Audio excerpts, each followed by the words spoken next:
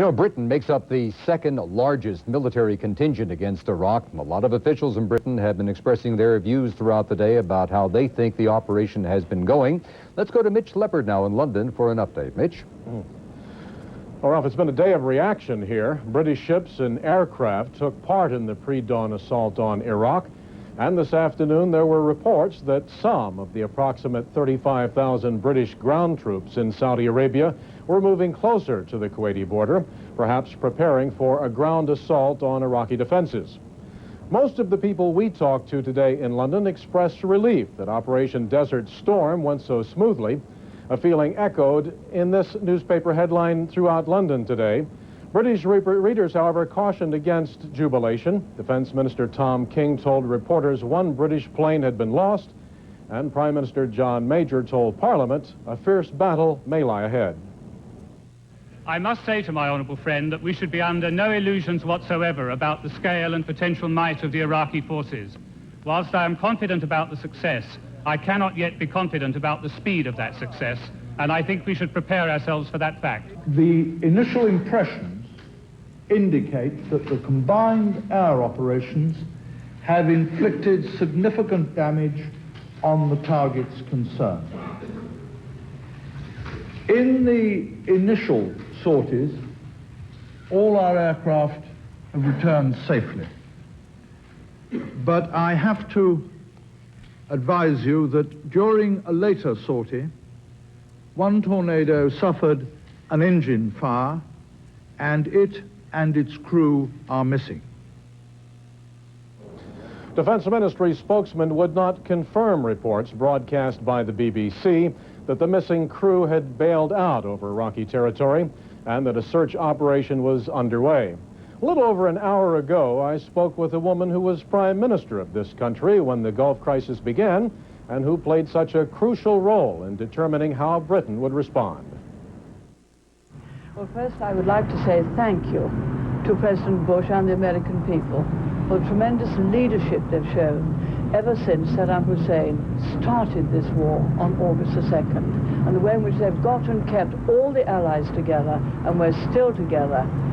I felt when the action started, and for us it was nearly midnight last night as we turned on the television set to saw what was happening, that we were indicating that the period of uncertainty when we could possibly hope for Saddam Hussein to withdraw was over.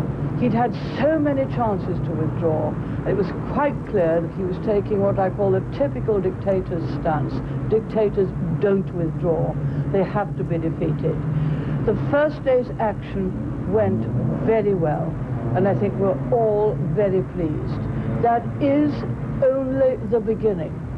Each day has to be planned just as carefully, just as meticulously, carried out with just that attention to detail that happened on the first day.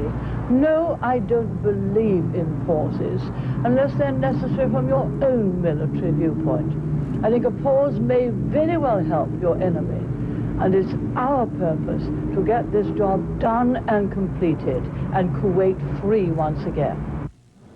And of course, that was the former Prime Minister, Margaret Thatcher. The current Prime Minister, John Major, spoke with the Queen this afternoon after what they call question time in Parliament. And in a few minutes, he will be addressing the United Kingdom. Mitch Leopard, CNN Live in London. Back to you, Ralph. Mitch, down through the years, for many reasons, Britain has been the recipient of various terrorist activities. Is there any worry or concern now that the anger over this attack is going to spill over into Britain? Well, the British have long been prepared for terrorism attacks in this country because of its long experience with the Irish Republican Army. Counter-terrorism is just another word for another department in the police department here, and we have done reports in recent days at Heathrow Airport and all around town about increased security as far as airline terrorism, which we've heard much about in recent days and has been prompted and discussed by terrorists in the Middle East.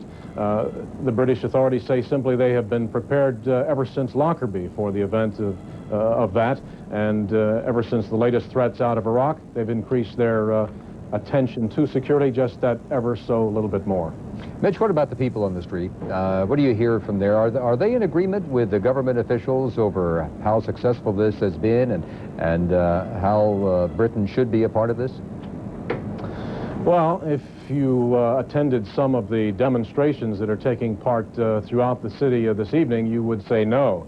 But we know, after watching 3 or 4 hours of Parliament this afternoon, that from a government point of view, that most are wholeheartedly in support of the government's actions here. I think the people, like in a lot of places, are probably split down the middle, but at this moment the country is engaged in a war with Saddam Hussein, and I think if push comes to shove, they're going to say they support the government. All right, thank you very much. Mitch Leopard is in London. Cheryl?